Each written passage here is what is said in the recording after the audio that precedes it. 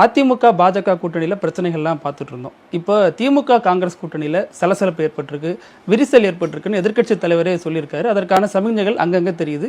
காங்கிரஸ் நிர்வாகிகளே அங்கங்க பேசுறதெல்லாம் வித்தியாசமா இருக்கு. இதை எப்படி பாக்குறீங்க? சலசலப்பு, விரிசல் பிரச்சனை, இதுக்கெல்லாம் அளவுகோல். இது வரைக்கும் ஒத்துமையா இருந்தவங்க இப்ப எதிர்கருத்து சொல்றாங்க. அளவுகோல், எதிர்கருத்து வந்தாலே சலசலப்பு வந்துச்சுன்னு அர்த்தமா?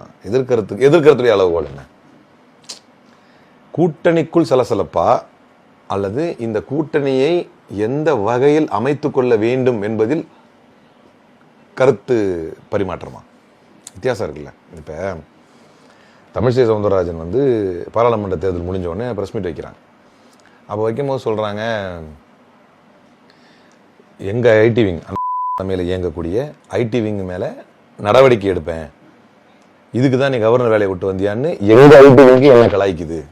நீ பார்க்கணும், அந்த வித்தியாசத்தை பார்க்கணும். எங்க ஐடி விங் என்ன கலாய்க்குது, நான் நடவடிக்கை எடுப்பேன், இது நீங்க டேரக்டா சொல்லுவீங்களா? பத்திரிகைக்காரங்க கேட்கறாங்க.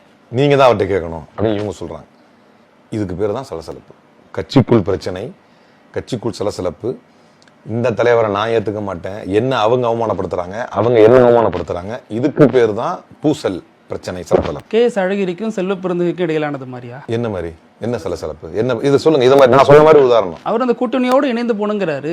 KS அழகிரி இந்த மாதிரி நாங்க அதிக தொகுதி கேட்போம், நாங்க ஒன்றும் சார் இல்லை, நான் சாரை புழிஞ்சிட்டு சக்கையாங்களை தூக்கி போடுறீங்க அப்படிங்கிறாரு. இந்த ரெண்டுல எங்கேயாவது கூட்டணி வெளியே போகணும்னு இருக்கா? நான் சொல்றது, அதிமுகவோடு கூட்டணி இருக்க வேண்டும் என்று நாங்கள் நினைத்தோம், அதை விரும்பவில்லை அப்படின்னு தமிழிசை சொன்னாங்க.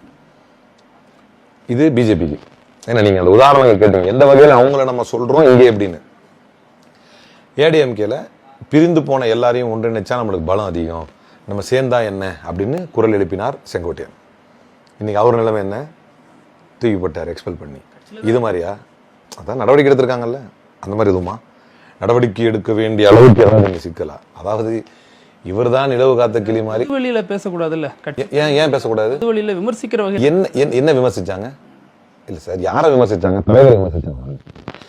எங்களுக்குன்னு ஒரு மரியாதை இருக்கு, எங்களுடைய மரியாதையை திமுக தர வேண்டும் என்று சொல்வது என்பது, நாங்கள் கூட்டணியில் இருப்பது என்பது உறுதி, எங்க கூட்டணி இன்டாக்டா இருப்பது என்பது உறுதி. ஆனால் அதிகப்படியான சீட்டுகள் வேண்டும் என்று எல்லா கட்சியும் கேட்பார்கள். எல்லோரும் தங்களுடைய கட்சியை அதிக பிரதிநிதித்துவத்தோடு நிலைநிறுத்திக் கொள்ள வேண்டும் விரும்புவார்கள். அதையே எங்கள் தலைவர்கள் விரும்புகிறார்கள்.